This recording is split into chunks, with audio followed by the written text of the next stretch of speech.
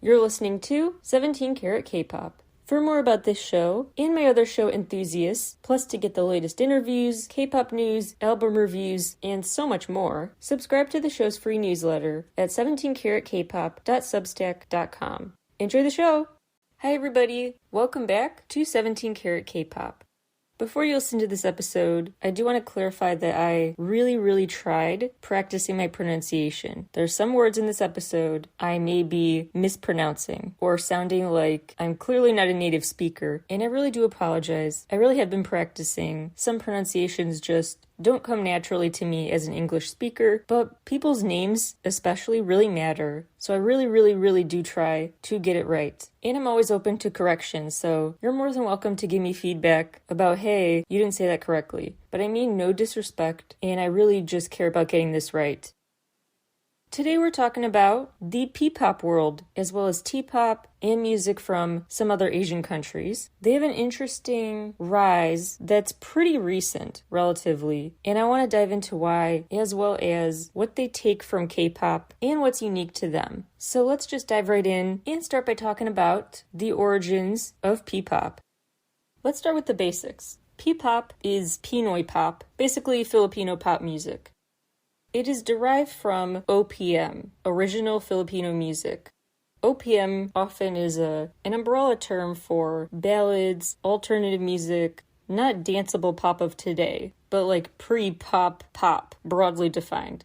It applies to songs mostly from the 60s and 70s. You could say P-pop has become the new umbrella term, replacing OPM. The early 70s saw the Philippines do quite a bit of exploration with music. There was this trend of adapting poetry to music. Some Filipino singer-songwriters actually gained fame at the time for also making English songs. The term P-pop itself became associated with patriotism in the 70s. This big folk song, We Are Pinoys. There's also My Countrymen, Noipi, huge hits. Noipi is actually from the 2000s, from this rock group Bamboo. The point being that it's been often used more overtly politically than some countries' music. It's a term that's also been used mostly to refer to songs in the language of Tagalog, or a Tagalog-English, Tuglish combination. While other countries were inspired by hip-hop, the Philippines took less inspo from hip-hop and rap than others, because partly an access thing, they didn't really have the same access as others did to cheap samples, record decks, things that became key to sharing hip-hop and rap with the world, and growing interest in it. The first P-rock example is often considered to be the result of the song from 1973, Our Music, by Juan de la Cruz Band. The first example of P-pop, there's some debate about that. Often people cite MNL48, which is like the Japanese group AKB48. It's like a spin-off group, although they didn't debut till 2018. So if anything, they just debuted like the second wave. Pop Girls, I would argue, was kind of the first official P-pop group, drawing a lot from K-pop. During the height of the K-pop electro-pop focus for their self-titled debut, the leader of the Philippines, Ferdinand Marcos, really loved this P-pop, and so in '78, he updated the broadcast standards so that all Filipino radio stations were required to play at least 3 Pinoy songs per hour. It used to be 1 per hour. He changed the requirement to 3, and critics just viewed it as a cynical ploy to score political points, look cooler, or strengthen nationalism, not just being a genuine fan of it. But he was still just saying Pinoy music. P-pop music became the go-to term elsewhere that year, as a result of Freddie Aguilar releasing Child, which really just smashed records in sales. It sold over 100,000 copies in 2 weeks, and it eventually got translated in nearly 30 languages. He actually became quite the protest icon against Marcos by '86, even though that big song Child, that became a big part of the protests, like a part of their soundtrack, wasn't really overtly political. But he made sure his follow-up was, Now That He Got Your Attention. And My Country was a song that addressed a, quote, nest of fears and poverty, unquote, he said the Philippines was in. Folk, rock, and political protest soundtracks. Those became what P-pop was all about. Now, the 80s, though, brought disco, and other dance pop. Became big everywhere, but in the Philippines, too. Then in the 90s, pop rock was big, the live band scene was huge. The 90s and early aughts is also when P-pop shifted to a more Western focus. They overtly tried to make their own version of Hanson and other groups. They also then started incorporating more hip-hop and R&B into their music as the digital and tech revolution was upon us, and they increased their sonic influences and exposure. A group meant to be just kind of gimmicky and not super popular became all the rage in 2003 when a group called, I don't know if I'm allowed to say this on the show, the SEX Bomb Girls, I'll say the SB Girls, went viral for the Spaghetti Song. They actually started out on a variety show that would air midday called Eat Bulaga. It was like a lunchtime dinner theater sort of thing. But then they caught on years later, accidentally. Over time, the amount of members changed a lot, so it was like whoever was in SB at the time was kind of just passing through, doing it for work for a couple of years, then moving on to another stage of life. And it did not recreate the magic because they tried a subunit, SB New Gen, which flopped. Flash forward quite a while to 2008. That's when Vic Del Rosario, head of Viva Entertainment, had a pivotal meeting that really just set the standard for P-pop. He met with producer Marcus Davis, and he basically said, let's do a K-pop group, but P-pop. He said, quote, we're gonna do tug-a-lug stuff, but with a foreign sound to it, kind of modeling after the K-pop stuff, unquote. And they started a subsidiary together under Viva Rex, where they signed Pop Girls and a couple other groups. But the groups were just seen as just copycats, just derivative of K-pop. The subsidiary kind of flopped. It was shut down 3 years later, deemed not profitable. This 2010s-ish time was not a good time to experiment in the music world. Maybe if this idea was started and tested in a different time, things would be different. But CD sales were dropping, so people were very risk-averse. Labels were risk-averse. Labels focused on what they knew they could make cheap and fast to make a profit on. That's why cover songs were really, really big as CD sales dropped. They're pretty cheap, pretty fast, and we need to recoup some cash ASAP. Financial investments and overt promo of a P-pop industry really took off not till the 2010s. And in the same time, P-rock has kind of dropped in popularity and other non-pop.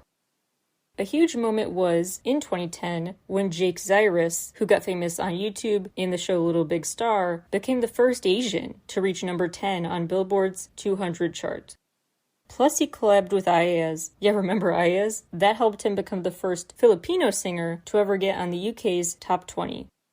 Huge early P-pop hits included UGG, UGG, You Go Girls, the cheerleaders of P-pop, they were dubbed, 143, they had a song go viral in 2012, Sarah Geronimo, huge for P-pop, and Sam Conception. Sam with Infinite especially, Sarah Geronimo for everything, raised the bar. Sarah Geronimo pivoted in the 2010s because she was really known for ballads and more mushy stuff, but became kind of a dance pop queen in the 2010s. She went where the wind blew and it worked. She even got her own Netflix concert movie. She won at the MTV EMAs. Then she won at the Mamas for Best Asian Artist, becoming all the rage. P-pop seems to be defined by a couple big stars and then big breakout moments. So rather than industries with steady momentum, their momentum seems to have come in spurts, based on viral moments, based on a star's overt pivot, just key moments rather than gradual evolution. For example, in 2016, Chixer went viral for their Teach Me How to Dougie dance video. Plus, there's more content to turn into viral content, like snippets from shows like Pinoy Boy Band Superstar. A dance practice video that used an SB19 song, Go Up, really helped them get a boost in 2019. Iconic dance crew, the Jabberwockies, posted a BGYO dance cover. There was also that huge crossover moment when Inigo Pascual teamed up with Pretty Much, the Western boy band.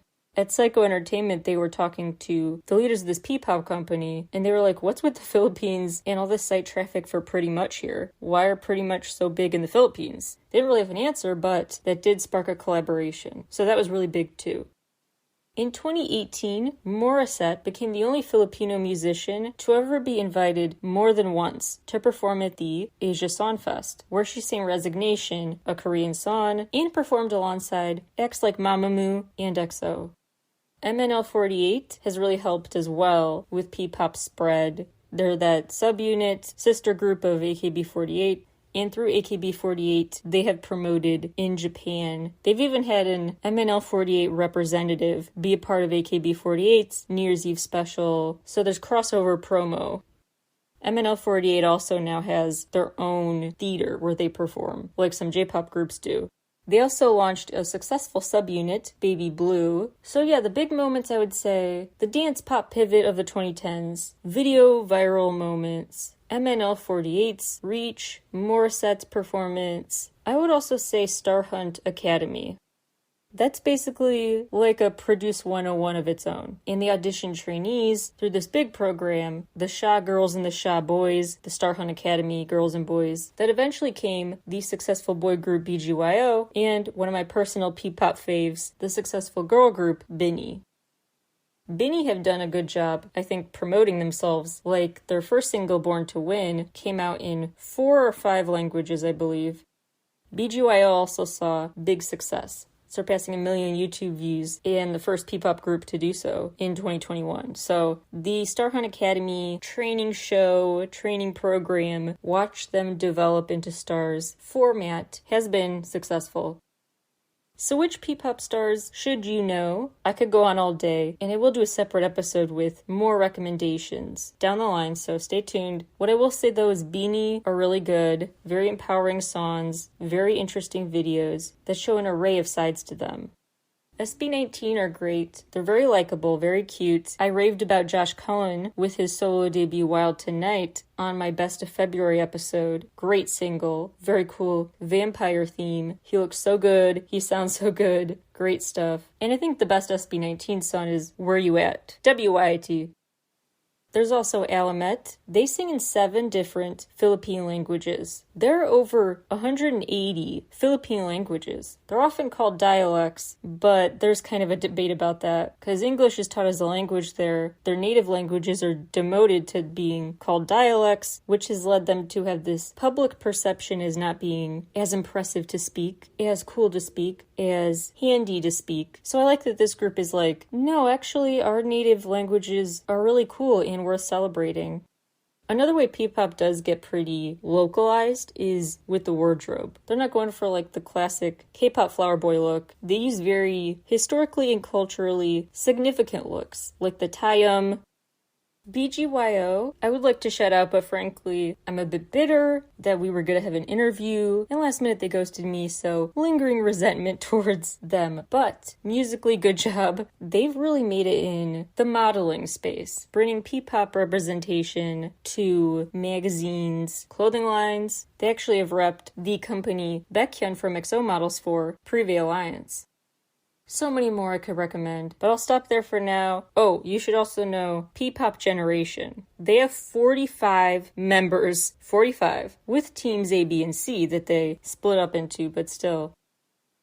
There are lots of similarities between P-pop and K-pop and their structures as industries. P-pop really does overtly take a lot from the K-pop model, which was technically a J-pop model first, but I digress. P-pop has explored subunits and solos for group members, that trainee system, living in a dorm together. Some P-pop actually was made through K-pop companies, like SB19 and Clover. Some groups do what After School did, NCT Dream for a while, the graduation system that some K-pop groups have used, where after a certain point you kind of graduate from a subunit or the full group. MNL48 does that. They have their own P-pop music charts, but not the big scale aggregation that K-pop has. No big melon chart equivalent. Independent work is being done to gather data, but it's not very unified yet.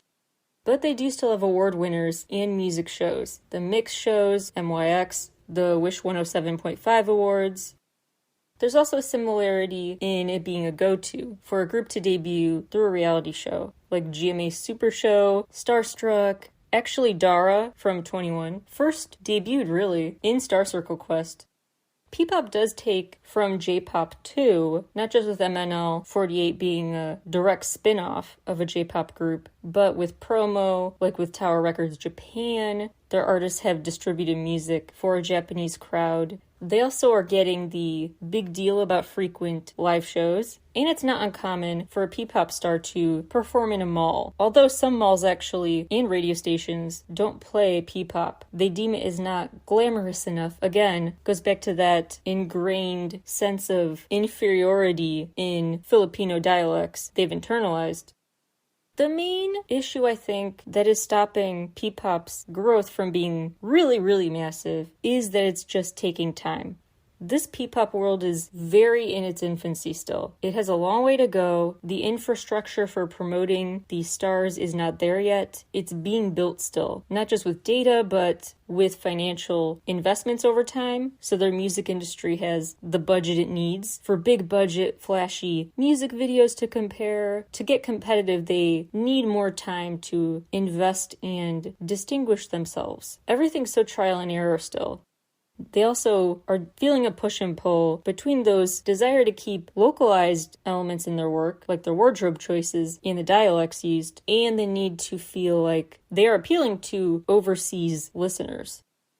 That's another roadblock with a lot of J-pop and C-pop is they do not have the same emphasis on English as K-pop groups do. K-pop groups usually have one member who is fluent or really good at speaking English for interviews and stuff. They also tend to incorporate English lyrics into songs, and what's huge, English song titles. Because if you look up their song on Spotify, much easier to look it up if it's in English and everything on your phone is in English. So they try. K-pop puts more conscious effort into making their music as searchable and accessible as possible. But the others value kind of the uniqueness a bit more of their own culture, staying intact a bit more. They're not as global focused. I'm not trying to pan either model, so I hope I'm saying this the right way. No diss toward either model. There are also geographic issues, although with the connected digital world, not as much. But networking is not as easy as if you're in LA, for example.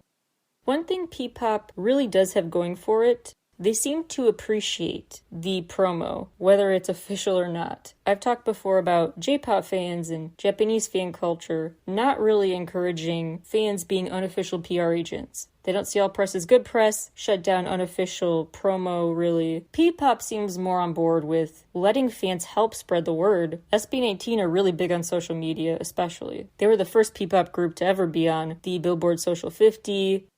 They also, I had to triple check when I found this out to make sure it happened, but they beat BTS's Butter. Their song Bazinga beat Butter, which is very fun to say, for most weeks at #1 on the Hot Trending Song chart. We don't have time to get into all the history and international relations elements here, but I will say the hostility toward the US, there really isn't much hostility toward the US compared to some countries. And promoting soft power, pop culture in another country, more likely to be happening consciously if you're allies. And the Philippines has been a U.S. treaty ally since the 50s, although it used to be a U.S. territory, which is a different circumstance. And actually they changed their constitution, so foreign troops cannot be based there for an infinite amount of time anymore. In 2021, Duterte decided to opt back into this defense deal with the U.S. He'd removed the Philippines from it, retracted the removal. It's a long story. Point being that relations are okay enough for me to see them joining hands with the U.S. for this music promo. Although, they still sometimes worry and fear that sense of inferiority in their infrastructure. For example, there have been Filipino legislators who have suggested banning K-drama just to keep the local TVs more focused on domestically produced shows. So that's the P-pop landscape as I see it right now. Now let's talk a bit about T-pop. And only a bit because there frankly isn't much to read up about it. If you thought P-pop was in its infancy, T-pop feels very, not even a full, I wouldn't say not a full industry, but its other music realms are leaps and bounds ahead, I'll say that. They really just not on the same scale as other music industries. I'm not trying to diss them, I'm just trying to say honestly, that's the case. They don't have much of a history yet, and I hope they grow, but they haven't grown tons yet. But they do have a term like Hallyu, T-Wind. T-Wind refers to like the equivalent of a Hallyu wave, a spreading of their culture. Western music influences first came to Thailand through American and Australian soldiers in the 50s and 60s. But Thai pop became a term used a lot in the 70s and 80s, although they called it string music too. Since the 80s, it's incorporated more disco and funk. Before that, it got a lot of inspo from Hollywood soundtracks, actually, as well as the British invasion. T-pop really took off as this big umbrella term for popular Thai music in 1990. Since 2000, Thailand really seems to have ramped up their international focus, with BL shows, more teen-geared pop messages in their music, demographic targeting. The past 2 decades have been more overtly about making T-pop a big thing. K-pop in Thailand, really big. KCON has been there since 2018, plus there are big stars like Blackpink's Lisa, 10 from NCT, Bam Bam, who have gotten very big in their own K-pop groups, and just are superstars whenever they set foot there. Like I said before, I'll have a separate episode with a ton of my recommendations and my favorites, but real quick, if you just want to know a couple T-pop recommendations to get started, check out For Eve, they're one of my favorites. They're a girl group with very interesting music videos and very empowering feel-good songs. Whether it's Boucha, which is so catchy, about I don't have time for this boy, to Exceptional, about self-love. They have great messages and cool visuals to go with them. I was really hooked with the Exceptional video. Really powerful way they tell a story there about replacing your negative self-talk. Really touched me. I would also say F-Hero. He's not pop, he's a rapper, but he has some pretty quirky, intense raps that I find quite interesting. But he goes for something more laid back and crowd-pleasing if you check out Do You, which is his collab with Bam Bam. I do also think quite a few T-pop girl groups could make it big if the promo infrastructure was there. Red Spin, Pretzel, Pixie with 2 X's, Alala. Let's move on, talk a bit about Vietnamese music. First of all, K-pop is quite big in Vietnam, and part of the reason people speculate that's the case is because Vietnam, the population is very young compared to other countries. Like, their median age has been 30 for a long time now. 30 the median, so very, very young. And younger people are viewed as K-pop fans. I know K-pop's for everybody. I'm just saying technically maybe it is skewed younger, and that could be one reason it's so big there. Vietnamese music has had some moments internationally, but not at all at the level of P-pop, T-pop, or anything. One moment that stands out to me was, you probably saw it on TikTok and didn't know what song it was. Jojo Siwa did a TikTok with it, Meghan Trainor. It's this instrumental for the song called The Magic Bomb by Hoan Road. It was used in over 3 million TikToks. It was kind of unofficial, but after TikTok fame, Spin Rex, a Dutch label, decided to officially release it. This actually got popular way after it came out. This reminded me of when, in 2016, a Vietnamese song came out that went viral years later. So it has its viral moments too. That's a big moral of the story here. You could have a pretty not global music market that becomes much more well-known if you have just the right video that just gets that viral moment. It could take you far. Now let's talk a bit about the music in Singapore, which actually has some interesting connections to the Japanese pop culture realm. Singapore started broadcasting J-dramas before some other countries did back in '82. In '98, they set on a quest to find the inventor of karaoke, whose story I talk about in the J-pop history episode. And actually, someone heeded the call to the talent search, helping them track down one of the people suspected of being the OG karaoke inventor. And yes, this is a thing. The person who tracked it down for Singapore, the All Japan Karaoke Industrialist Association. There's also some interesting interviews, qualitative research with K-pop fans in Singapore I will link to on my site about how much they like K-pop, and part is they're a small island nation that gets a lot of joy from external cultures that are imported to them. It excites them. Another interesting takeaway I get from those interviews is that they view the stalkers, the unwell fans, the fans who take it too far, as something they fear being. So that may limit their external public fandom activity participation, because they seem quite fearful that they will come across as that kind of fan. They seem to care about being the right kind of fan. Last but not least, I just want to share a little bit of interesting info that pivots back to talking about South Korea. Korean girl groups actually really were introduced in America in the 50s at military bases. K-pop became a term that in some context replaced Hallyu in 1987. I will link to a book on my site I found very interesting by Martin Puckner. It's called Culture, The Story of Us, that really dives deep into the origins of culture, period, in art creation. There's a chapter on there that references V's Singularity video and the deep history of theater mask symbolism in Eastern theater. There's really quite an hour-long separate podcast I could do about that chapter. Much more I could say, of course, and I will in upcoming episodes, about these worlds of music that I find so interesting and worth some of the same buzz K-pop gets. So thank you for tuning in today, and I will talk to you all again very soon. Bye, everybody.